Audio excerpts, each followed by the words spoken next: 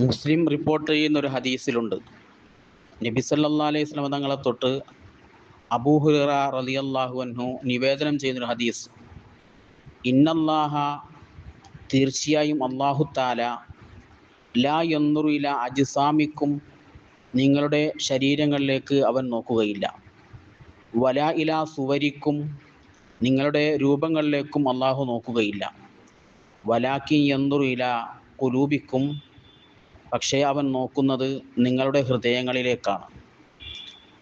അള്ളാഹു എപ്പോഴും മനുഷ്യൻ്റെ ഹൃദയത്തിൻ്റെ പരിശുദ്ധിയിലേക്കും അതിൻ്റെ ശുദ്ധീകരണത്തിലേക്കുമാണ് നോക്കുന്നത്.